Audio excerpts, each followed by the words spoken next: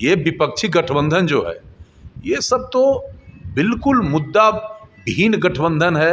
न इसका कोई नियत है, न इसका कोई योजना है। ये जैसे तैसे कैसे प्रधानमंत्री का कुर्सी हम ले लें, एक मकसद से ये गठबंधन जो है भ्रष्टाचारियों का गठबंधन बना है। ये गठबंधन कभी सफल नहीं हो। विपक्ष का जो घमंडिया गठबंधन है, ये सब कहीं स्टैंड नहीं करने वाला है।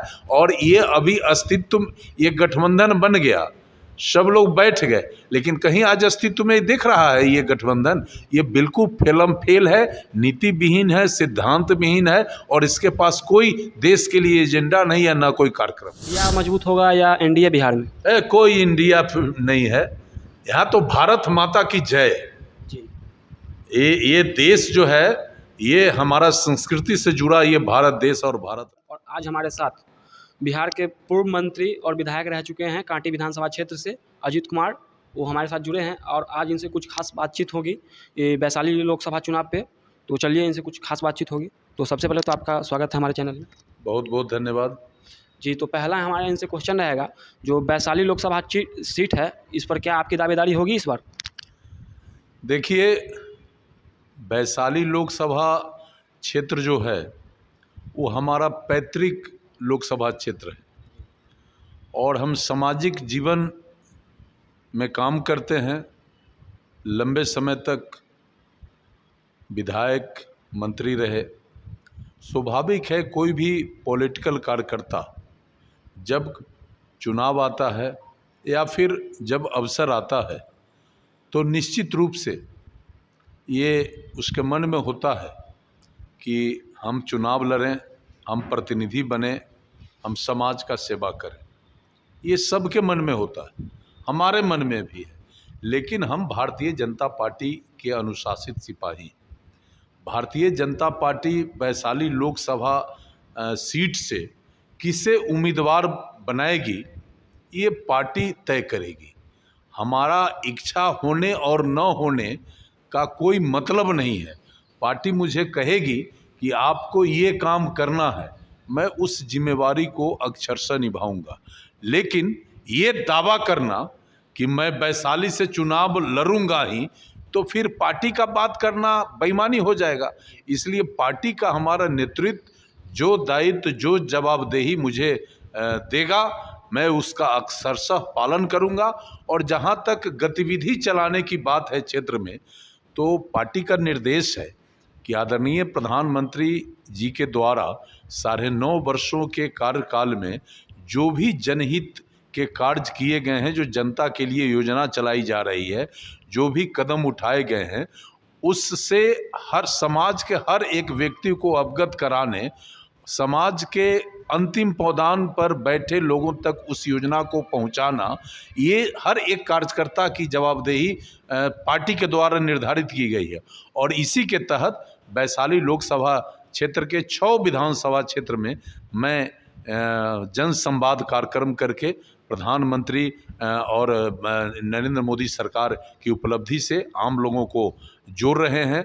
उनको योजना का लाभ कैसे मिले, इसके लिए सामाजिक कार्यकर्ता, बुद्धिजीवी और भाजपा के कार्यकर्ताओं को उत्प्रेरित कर रहे हैं कि आप लग के इस योजना का लाभ जिनके लिए प्रधानमंत्री ने सोचा है उन तक पहुँचे, इसके लिए प्रयास करिए। और ये अभियान मेरा लगातार चल रहा है और आगे भी चलेगा।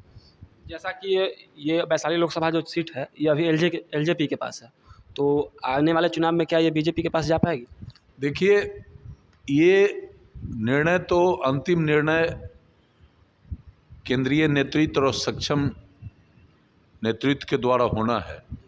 लेकिन एक चीज़ मुझे मालूम है कि जब पारू में भारतीय जनता पार्टी के राष्ट्रीय अध्यक्ष आदरणीय जेपी नड्डा साहब आए थे, उन्होंने खुले मंच से ऐलान किया था कि वैशाली लोकसभा सीट पर भारतीय जनता पार्टी अगला लोकसभा का चुनाव लड़ेगी।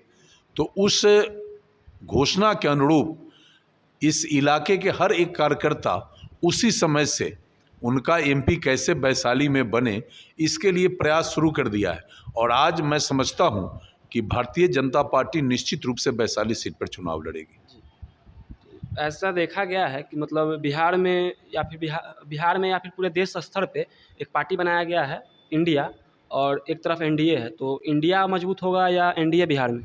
कोई इंडिया नहीं है, यहाँ तो भारत माता की जय। जी ये देश जो है, ये हमारा संस्कृति से जुड़ा ये भारत देश और भारत नाम है। ये विपक्षी गठबंधन जो है, ये सब तो बिल्कुल मुद्दा विहीन गठबंधन है। न इसका कोई नियत है, न इसका कोई योजना है। ये जैसे तैसे कैसे प्रधानमंत्री का कुर्सी हम ले लें, एक मकसद से ये गठबंधन जो है भ्रष्टाचारियों का गठबंधन बना है। ये गठबंधन कभी सफल नहीं होगा।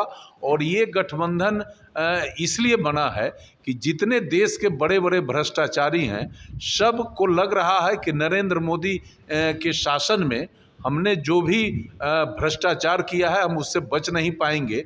इसलिए ये सब आपसी एक साजिश के तहत एक विपक्ष का गठबंधन बनाया और इस सब का मंशा है कि प्रधानमंत्री का कुर्सी कब्जा करें और ये भ्रष्टाचार से हम सब मुक्त हो जाएं। लेकिन देश की जनता, ये करोड़ों करोड़ जनता आज भारतीय जनता पार्टी और इसके सर्वमान्य लीडर नरेंद्र मोदी के प्रति काफ़ी उत्सुकता से और बड़ा ही विश्वास के साथ देख रही है। और अगला बार फिर प्रधानमंत्री आदरणीय नरेंद्र मोदी बनेंगे। ये विपक्ष का जो घमंडिया गठबंधन है, ये सब कहीं स्टैंड नहीं करने वाला है। और ये अभी अस्तित्व, ये गठबंधन बन गया, सब लोग बैठ गए, लेकिन कहीं आज अस्तित्व में दिख रहा है ये गठबंधन। ये बिल्कुल फेल है, नीति विहीन है, सिद्धांत विहीन है और इसके पास कोई देश के लिए एजेंडा नहीं है, ना कोई कार्यक्रम। ऐसे तो इनका कोई फेस भी नहीं है। राहुल गांधी बोलते हैं हम बनेंगे, नीतीश कुमार बोलते हैं हम बनेंगे, तो फिर इनका तो बात करना कुछ अलग ही बात होगी। देखिए, न इनका कोई फेस है न रहेगा।